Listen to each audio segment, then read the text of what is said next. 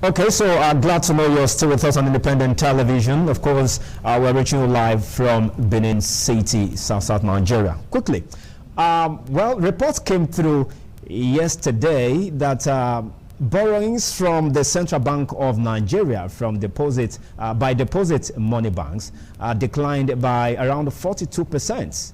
That's in the first half of 2022 compared to borrowings in the previous year of 2021. We want to find out exactly the reason why that's the case, and we have a financial expert that has joined us all the way from Delta State, of course, via Zoom, Mr. Austin Adigwe. Good morning, Mr. Austin. Good morning. Good morning. Thank you for having me. All right, good to have you join us this morning. Okay. Well, quickly, the data coming through from the Central Bank of Nigeria, I don't know, what do you make of that as a financial consultant? Okay, you mean the drop in yes. monetary bank, okay? Yeah. Borrowing from CBN. Of course, it's a clear indication of also dip or drop in economic activities as it pertains to, production activities and business generally. It simply tells you that the transactionary activities via deposit money banks, okay, that ordinarily would have required CBN intervention has also dropped. Okay. So, and it's not unconnected. Okay. It's not unconnected. It's not unconnected with the crisis we have all over the place.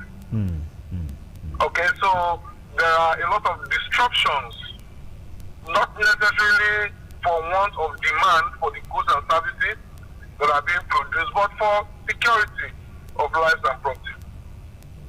Okay. So what does this portend for those who, local business owners, the small business owners out there, the SMEs? Is it any positivity for them? No. Recently in May, CBN jacked up the monetary policy rate from 11.5% by 150 basis points. Yes. In over 2.5 years to 13%. Yeah. Of course, the implication is that cost of borrowing to non-priority sectors will go up. Okay. It makes borrowing less attractive. Yeah. Okay, CBN also maintained that yes, for the priority sectors, manufacturing, agriculture, and a few other sectors, yes, we still continue to enjoy single-digit interest rates. But the problem here is this: the manufacturers that are struggling already with high costs, yes, resulting from exchange rate volatility, because this country has very high import content. Absolutely. In our consumption. Struggling already with high cost of production from decaying infrastructure. Okay. Okay? Yeah. Now you are asking them, or you're going to lend to them, according to CBN, at single digits, there's a 9%. But these manufacturers also source other materials from this non-priority sector that would then approach commercial banks and got these funds at very high cost.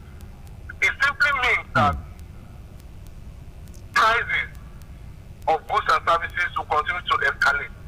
Okay. Whatever is being produced, whether goods or service by this SME, will remain unattractive, will continue to remain unattractive because of the escalating prices.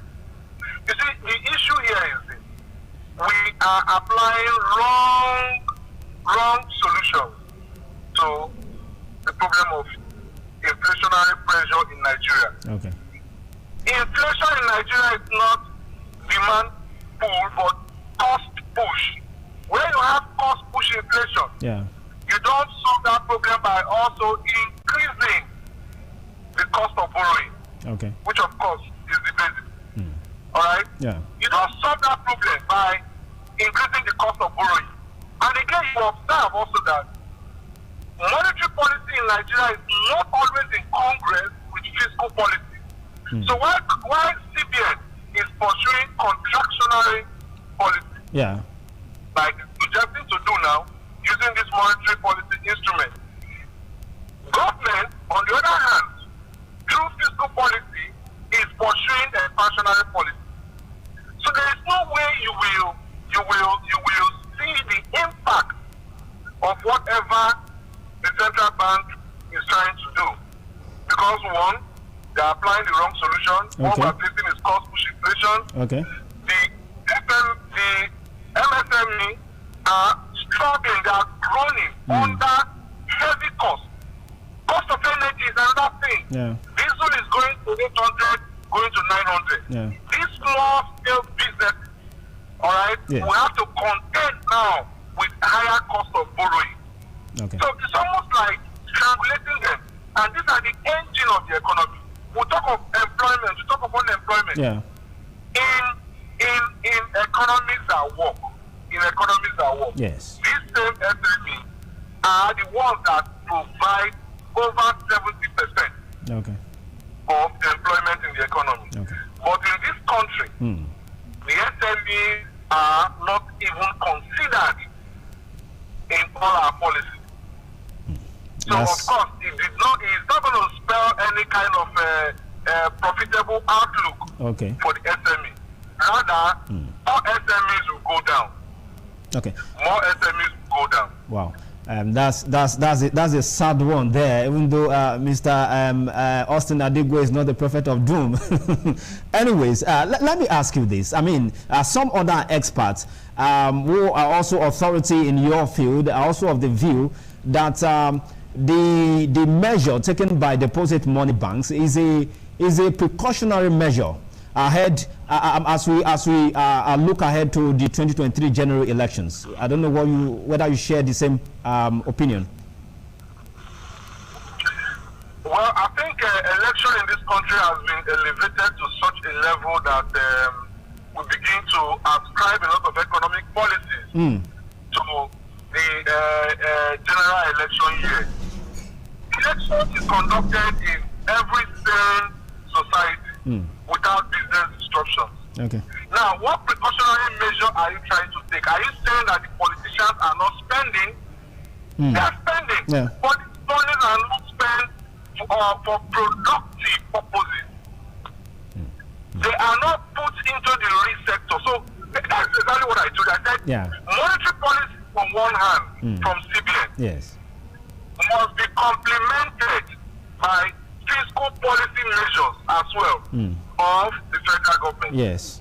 So when these two are not in Congress, you're not going to get any meaningful result. Okay, now let me shock you. Financial inclusion, as reported by Zero Survey in 2020, was 51%. That is if we agree and go by that report. Yes. In 2021, it rose sharply to 64%. That simply means that over 26% of bankable Nigerians do not have bank accounts. Wow. And for monetary policy to be effective, you are looking at transactions, all right? Transactions that are bankable going through the banking system. At least in an economy, over 95% of this transaction goes through the bank. But what do we have in Nigeria? We still have large number of non-monetized sectors. Okay. We still have your banks that don't even feel the impact of whatever monetary policy the CBN is putting down. Okay. All right. Okay. Mr. Austin, I apologize. I have to stop you here. Okay, we want to take a short break. Okay, to continue the show on the other side. All right, thank you so much for joining us on the show this morning, Mr. Austin. Okay, all right, that's Mr. Austin, a financial expert, joined us via Zoom all the way from Delta State, South Nigeria. The show will continue shortly after now. Please stay with us.